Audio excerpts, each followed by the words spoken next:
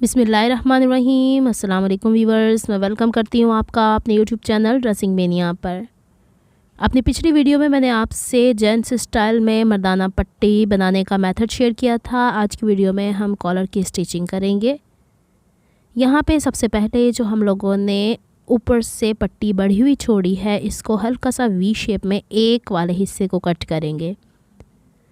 इसको अब हम बैलेंस करेंगे दूसरे के साथ, गले को बिल्कुल इस तरीके से, और फिर दूसरी पट्टी को भी हल्का सा वी शेप में कट करेंगे। इसे कभी भी हम लोगों ने गुलाई में कट नहीं करना होता। थोड़ी देर में मैं आपको इसे ओवरलैप करके दिखाती हूँ कि क्या डिफरेंस आना चाहिए। अमूमन हम इसे गुलाई में कट कर देते हैं, तभी फ्रंट की तरफ से बैन या कॉलर गुलाई में झोल खाता फिरता है। तो चलें जी, यहाँ पे ये 1/4 इंच का गैप फ्रंट की तरफ से और 1/4 ही इंच का गैप बैक की तरफ से आ जाना चाहिए, तभी यहाँ पे फिक्स बैठेगा कॉलर या बैंड जो भी हो। अब यहाँ पे मैंने तीरे की सिलाई कर दी थी। आपको याद होगा कि जब मैंने इसकी कटिंग की थी तो यहाँ पे 1/2 इंच का मार्जिन छोड़ा था, जिसे हमने सिलाई करते हुए गले में हल्का सा बढ़ाया है। और मैंने टॉप की सिलाई भी लगाई है, लब की सिलाई लगा के तीरे के ऊपर, ताकि ये बैलेंस रहे। अब हम इसे सेंटर से ऐसे फोल्ड करेंगे और यहाँ पे हम लोगों ने इसकी गोलाई को बैलेंस करना है इस तरीके से। ज़्यादा डीप कटिंग नहीं करनी, बस ये एक्स्ट्रा मार्जिन जो है इसको ही कट करना है। इससे ज़्यादा कुछ भी फ़िलहाल हम कट नहीं करेंगे। यहीं पे हम लोग नाप लेते हैं कि हमें बैंड कितना कोई चाहिए, लेकिन उससे पहले ये देख लेना ज़रूरी है कि जो छोटे छोटे से कोने निकले हैं ये प्रॉपरली कट हों, क्योंकि हम लोगों ने बैक कुर्ती का जो पैनल है फ्रंट की निस्बत से 2 इंच एक्स्ट्रा रखा था, जो पलट के फ्रंट की तरफ आ रहा है। दोबारा से इसे मैंने फ़ोल्ड कर लिया है और इस तरह प्लेस करने के बाद इसके मैं नेक लाइन को मेजर कर लेती हूँ कितना मुझे यहाँ पे कॉलर चाहिए। यहाँ पे फ़िलहाल 8 इंचज़ आ रहा है, इट मीन्स के 16 इंचज़। मज़ीद एक दफ़ा और इसको सिंगल खोलने के बाद हम मेजर कर लेते हैं कि आया ये मेजरमेंट सही है। ऐसा तो नहीं कि हम जो कॉलर बना रहे हैं वो कम ज़्यादा हो। तो 16 ही इंच आ रहा है, क्योंकि बैक का सेंटर 8 इंचज़ आ रहा है। इसको मैं प्रॉपर्ली पूरा मेजर करके आपको दिखा देती हूँ। फिर इसके बाद हम लोगों ने जो ऑलरेडी आपको पिछली वीडियो में डबल पीस कॉलर की कटिंग बताई थी, उसकी स्टिचिंग आज आपसे शेयर करते हैं। अच्छा, जो मुझे कॉलर चाहिए थी वो तो 16.5 इंच थी, और जो मैंने गले की मेजरमेंट की है वो 16 इंच है। चले हम इसे बाद में बढ़ा लेंगे, लेकिन पहले हम इसकी स्टिचिंग करते हैं। यहाँ पे हमने इसे कपड़े की लंबाई के रुख पे बैंड की और कॉलर की चौड़ाई रख ली है, और बॉटम की तरफ 1-1 इंच और ऊपर की तरफ भी 1-1 इंच एक्स्ट्रा मार्जिन रख लिया है। पहले हम कॉलर की सिलाई लगाते हैं, इसको कंप्लीट करते हैं, फिर इसे बैंड से अटैच करेंगे। थोड़ा लंबा प्रोसेस है और वीडियो भी काफ़ी लंबी है, क्योंकि हम इसको जब स्टिच कर रहे होते हैं तो ज़्यादा टाइम ये मांगती हैं ये चीज़ें। तो इसी हिसाब से सारे पॉइंट्स क्लियर हो जाएं, मैंने वीडियो उसी हिसाब से रखी है। यहाँ पे 2 पीसेस में कॉलर इसलिए रखा हुआ है कि कॉलर की आप ऊपर की तरफ से गुलाई देखिए। अगर मैं सीधा रहने देती तो ये गुलाई प्रॉपरली सिल नहीं पाएगी। अब हमने यहाँ से बुकरम की जड़ में सिलाई नहीं लगानी, बल्कि बुकरम से थोड़ी सी दूरी के ऊपर सिलाई लगाएंगे और यहाँ पे नोक बनाते हुए सेम वही प्रोसीजर फॉलो करेंगे। चलिए जी, सिलाई को स्टार्ट करते हैं। अब हमने यहाँ से बुकरम से थोड़ी सी दूरी के ऊपर सिलाई लगानी स्टार्ट कर दी है, और जहाँ पे ऊपर नोक आई है वहाँ पे हम लोगों ने एक्स्ट्रा थ्रेड लेना है और इसको इन 2 पीसेस के बीच में से ऐसे गुजारना है। इस पॉइंट पे आके प्रेसर फुट उठाया हुआ है, नीडल अंदर की तरफ है। धागे की डायरेक्शन देखिएगा, थोड़ा सा बाहर की तरफ स्ट्रेच किया है। एक टांका लेंगे और बाहर वाला थ्रेड का सिरा और अंदर वाला तो ऑलरेडी अंदर ही होगा, इस तरह घुमा के अंदर की साइड ले जाएंगे। अब जो यहाँ पे कर्व के ऊपर सिलाई आएगी, इसमें भी हम लोगों ने थोड़ा सा गैप देके सिलाई लगानी है, और फिर हम इसको स्टिच करते हुए दूसरे कोने की तरफ ले जाएंगे, और वहीं पे हम लोगों ने सेम वही मेथड रिपीट करना है। धागा लेंगे एक्स्ट्रा और उसको प्रेसर फुट उठाया हुआ है, नीडल नीचे की तरफ है, नीडल के सामने धागे को धंसा के हम लोगों ने इस तरीके से स्टिच उठाना है। एक टांके में ये धागा चला जाता है और इनके दोनों सिरों को हमने अंदर की तरफ करके इस तरह। अब जो यहाँ साइड पे सिलाई लगानी है, इसमें नीचे वाला कपड़ा जिसमें हमने बुकरम पेस्ट नहीं किया उसको थोड़ा सा स्ट्रेच करेंगे, यानी ऊपर की निस्बत बढ़ाएंगे ताकि जो झोल वोल आ जाते हैं कपड़े के अंदर वो नहीं आएंगे। लीजिए, सिलाई कंप्लीट करके हमने मशीन से इसे उतार लिया है। अब हमने इसको एक्स्ट्रा मार्जिन जो कपड़े का है उसे कट कर लेना है, और फिर गुलाई की सूरत में अगर आप चाहें तो थोड़ा एक्स्ट्रा मार्जिन कट कर सकते थे, लेकिन मैंने यहाँ थोड़ा कम इसलिए किया, मेरा कपड़ा थोड़ा डेलिकेट है। ये लीजिए, और जहाँ पे गुलाइयाँ हैं वहाँ सिलाई के पास ले जा के छोटे छोटे कट्स लगा लेने। हो गया यहाँ तक ये काम।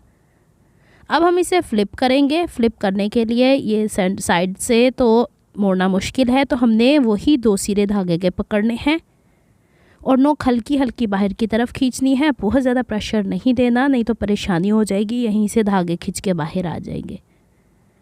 ये हो गया कंप्लीट। अब हमने इसे इस तरीके से प्रेस करना है कि जो बैक की तरफ कपड़ा है उससे आपने यूं ऊपर की तरफ रख के स्ट्रेच करना है नीचे की तरफ ऐसे,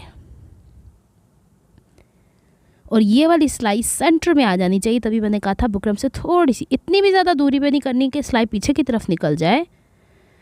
ये जब बुकरम आप ये इस्तेमाल करेंगे जेंट्स वाला, तो आपको ख़ुद अंदाज़ा हो जाएगा कि आप कितनी दूरी पे सिलाई लगाते हैं। अब हमने जहाँ पे ये जो बुकरम नज़र आ रही, चाहे तो इस पर निशान लगा लें, तो इसके साथ साथ सिलाई लगानी है। अभी थोड़ा सा एक काम और पहले करते हैं कि यहाँ पे जो हमारे पास ये देखिए बुकरम नज़र आ रही है, उसके साथ साथ प्रेसर फुट की ये वाली साइड रखी हुई है, और नीचे वाला जो कपड़ा है जो बुकरम के बग़ैर वाला है उसको नीचे की तरफ हल्की हल्की सी खिंचान देते जाना है ताकि इसमें झोल ना रहे। अब हम इसकी सिलाई एक ये अंदाज़े के तौर पे लगा रहे हैं ताकि, और दूसरा ये कि ये हमारी सैंडविच हो जाएगी जब हम इसके साथ बैन को अटैच करेंगे। इसको अब हम कंप्लीट करते चले जाते हैं, लेकिन ख्याल वही रखना है कि नीचे वाला फैब्रिक हम लोगों ने थोड़ा थोड़ा खींचना है। इसको एक दफ़ा इस्त्री ज़रूर कर लीजिएगा। फिर इसके बाद जो सिलाई है उसके बराबर बराबर हम लोगों ने कपड़ा एक्स्ट्रा कट कर देना है इस तरीके से। यहाँ तक हम लोगों ने कॉलर को कंप्लीट कर लिया, लेकिन एक चीज़ और कि इसको सेंटर से फोल्ड करने के बाद आप लोगों ने सेंटर में निशान ज़रूर लगाना है, और ये वाले धागे जो हैं इसे ज़रूर निकाल देना है। अब पहले नहीं निकालिएगा। यहाँ तक कॉलर कंप्लीट हो चुकी है हमारी, और फिनिशिंग के साथ भी हो गई है। सेंटर में हम ज़रा इसकी कट लगा दें या फिर निशान लगा दें। ये देखिए, दोनों साइड पे लगा दें तो अच्छा है, क्योंकि दोनों साइड पे हमें बैन के 2 हिस्से अटैच करने हैं। अब जो बैन हम लोगों ने कपड़े पे अटैच किया था या पेस्ट किया था वो इस हवाले से था कि ऊपर नीचे 1-1 इंच का मार्जिन था, और उसी हिसाब से हमने बैक फैब्रिक लिया था। इसे 2 हिस्सों में हम कट कर लेते हैं। अब क्या करेंगे कि इसका जो बुकरम वाला हिस्सा है उसके नीचे वाली साइड पे हम आधे इंच का या पौन इंच का मार्जिन रहने देंगे, और एक्स्ट्रा मार्जिन कपड़े का कट कर देंगे।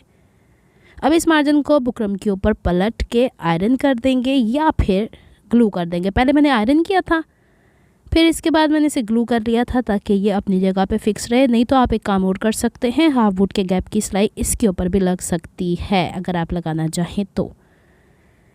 ये आपकी चॉइस है, लेकिन मैं इसे सिंगल सिलाई में ही स्टिच करूँगी, इस वजह से मैंने इसके ऊपर ग्लू कर लिया था। ये देखिए, अब हमने वो फैब्रिक जो इसके साथ का कट किया था उसके सीधी साइड से मैच करके ऊपर की तरफ सीधा रखा, और जितना हमने सिलाई का मार्जिन कॉलर के नीचे, आपको याद है हाफ वुड के गैप की सिलाई का दिया है, उतना ही मार्जिन रखने के बाद हम लोगों ने इसका एक्स्ट्रा मार्जिन गुलाई की सूरत में या इस बैन की शेप के हिसाब से कट कर लेना है। सेंटर से सेंटर मैच करके बैन का एक हिस्सा बुकरम वाले हिस्से कॉलर के साथ अटैच करना है। ये देखिए इस तरीके से, पहले सेंटर से एक साइड पे जाएंगे, फिर सेंटर से दूसरी साइड पे। ये ध्यान रखना है कि ये बुकरम वाला हिस्सा कॉलर के बुकरम वाले हिस्से से अटैच होना चाहिए। अच्छा, एक चीज़ और यहाँ पे मैं वाज़े कर दूँ कि बाज़ूकात ये जो एक्स्ट्रा मार्जिन हमने कपड़े का रखा है ये कम ज़्यादा हो सकता है, लेकिन आप एक काम और कर सकते हैं कि कपड़े के ऊपर जब बुकरम पेस्ट होता है तो हल्की सी शाइन आती है, वो शाइन के अकॉर्डिंग कहाँ ख़त्म हो रही है आप हल्का हल्का उठा के चेक कर सकते हैं। कोशिश ये करनी है कि ना कॉलर के बुकरम पे ना बैन के बुकरम पे सिलाई आए, और इसे एक दफ़ा रीचेक कर लें। अगर कहीं ख़राब है तो यहीं के यहीं खोल के सही करें। और फिर दूसरी तरफ भी हमने सिलाई इस हिसाब से लगानी है कि ये जो हमारे पास बुकरम वाला हिस्सा है ये ऊपर आए। और फिर एक बात वाज़ेह कर दूँ, बुकरम की जड़ में सिलाई नहीं लगानी, थोड़ा सा गैप देख के लगानी है। इसी तरह हम सिलाई करके इसका ये हिस्सा कंप्लीट करते हैं। ये मैं बारहा आपको दिखाने की कोशिश कर रही हूँ कि इसे बार बार हमें रीचेक करना ही पड़ता है कि कहीं हम बुकरम में नीचे कॉलर तो नहीं लेकर आ रहे, या फिर बुकरम के ऊपर बैन के ऊपर सिलाई तो नहीं लग रही। ये छोटी छोटी सी चीज़ें हैं जो आपके काम में नफासत लाएंगी। ये देखिए, बाज़ औक़ात कपड़ा कटिंग में आगे पीछे हो जाया करता है। हो गया यहाँ पे कंप्लीट। इसी दौरान हम लोगों ने दूसरा फैब्रिक जो इसके नीचे लगना है उसको हमने कॉलर की दूसरी साइड के ऊपर इस तरह रखना है, यानी कॉलर अब हो गया इसमें सैंडविच। सेंटर से सेंटर मेंटेन करेंगे, चूँकि हमने एक जितनी हाइट के कटिंग किए हुए हैं। तो अब यहाँ पे हम लोगों ने उसी सिलाई पे मज़ीद एक दफ़ा और सिलाई लगा देनी है, कपड़े को बैलेंस करते हुए। जो बैन को हम कॉलर के साथ अटैच करते हुए एक साइड पे लगा चुके, ये थोड़ा सा आसान हो जाता है कंपैरेटिवली। अच्छा, यहाँ पे चूँकि हमने एक जितनी गुलाइयाँ कट की हैं तो ये वाला हिस्सा तो एज़ इट इज़ वैसे ही स्टिच होगा, और गुलाई के ऊपर सिलाई लगा के इससे आप लोगों ने, ये देखें चौक का निशान भी आपको नज़र आ रहा है, वो मैंने लगा लिया था कि यहाँ पे सिलाई आ जाए।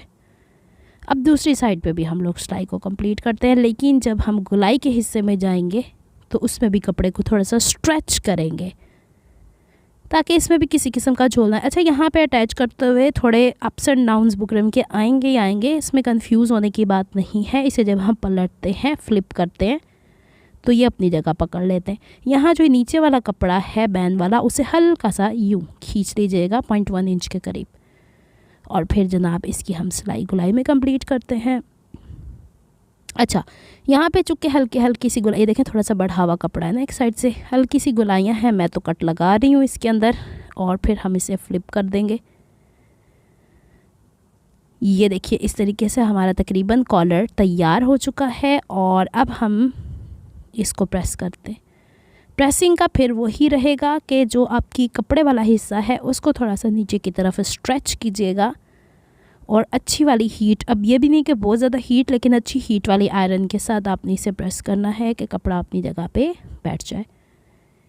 यहाँ तक हो गया। फिर इसके बाद हमने आधा इंच, 1.25 इंच कितना सिलाई का मार्जिन रखना होता है, इसको शर्ट के साथ अटैच करते हुए वही मार्जिन एक जितना रख के आपने इसकी कटिंग कर देनी है।